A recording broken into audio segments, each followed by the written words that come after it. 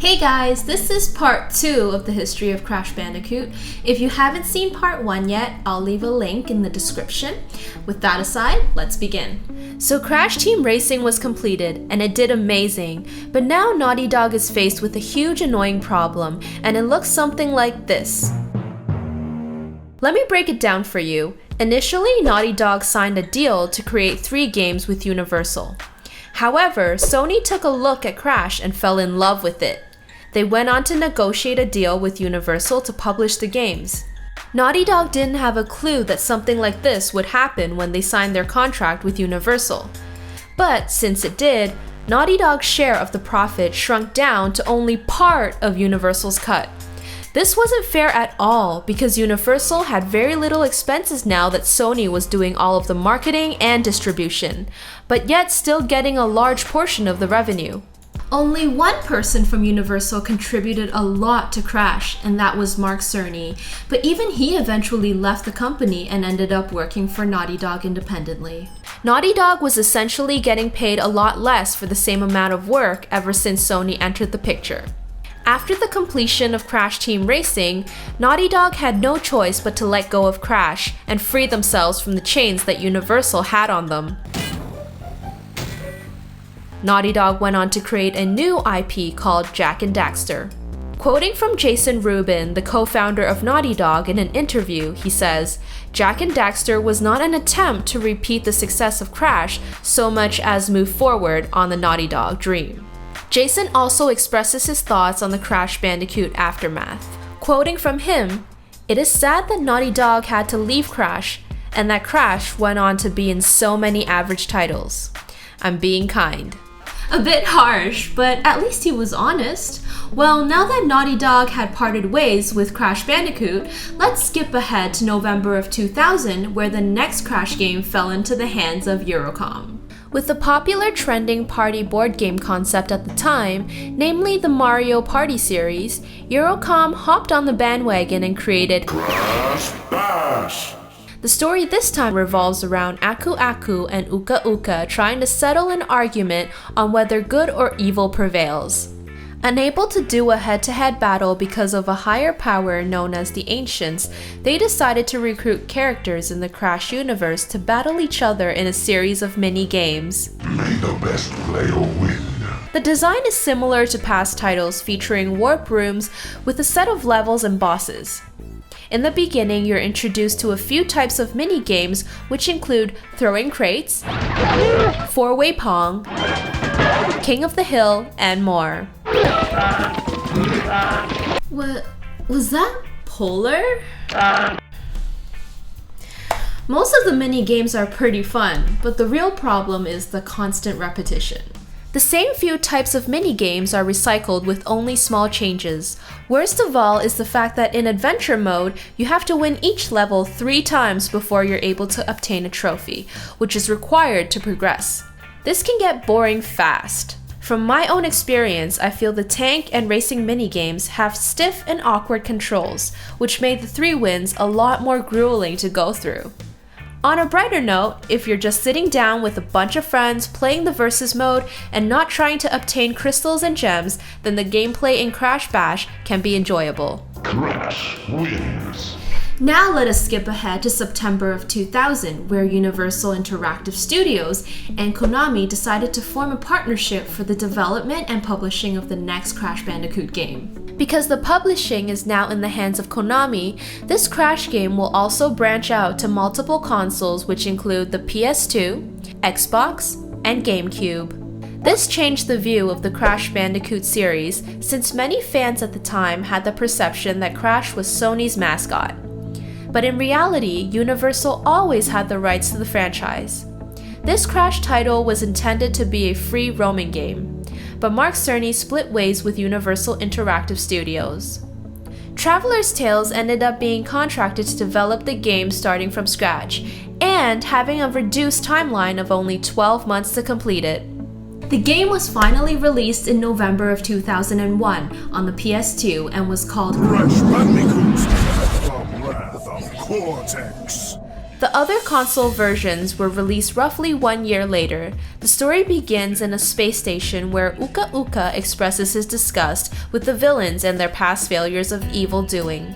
Cortex soon reveals that he has a secret weapon in development to eliminate the Bandicoot, but it just needs a power source to activate it. Uka Uka then suggests releasing the elementals and harnessing their power. Yes, the elementals. Back on Earth, there were natural disasters happening left and right. Aku Aku heads straight to his brother, suspecting him of being the culprit, only to realize his evil scheme. Crash must then set out to collect 5 crystals, once again to stop the elementals. Traveler's Tales decided to take Crash back to his roots with on-rail platforming. First thing you notice when you play the game is that the levels are much larger. I actually didn't like this very much, mainly because the tight spaces in the original Crash allowed quick reaction time and precise spacing. In this Crash game, you have all the space in the world to dodge and land, which kind of takes that tense feeling out of it. However, there are some new interesting gameplay features, but none of which wowed me.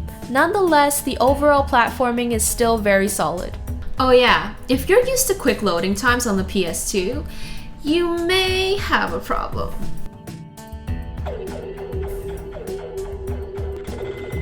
Unless you have the GameCube version, of course, then you can simply type in Wombat as your file name to have everything unlocked. Yeah, seriously, just like that.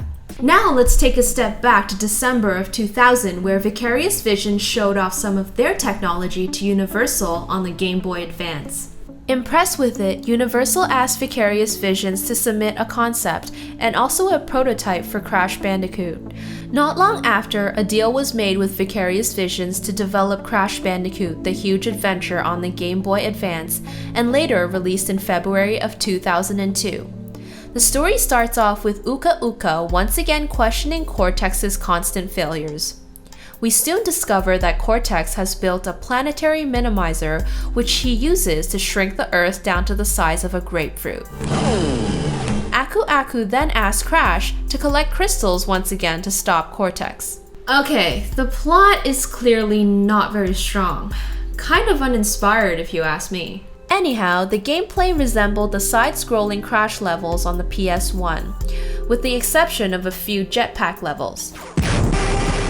Vicarious Visions used some of the original Crash animation and textures as the base during development.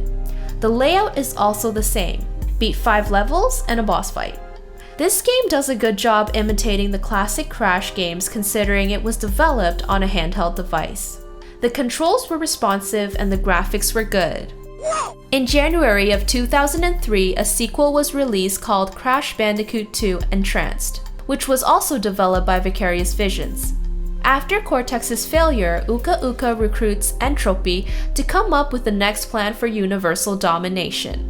Can't say that I'm overly excited about the repetitive taking over the world scenarios, but hey, I guess if Bowser can keep kidnapping Princess Peach, then Uka Uka can keep trying to take over the world.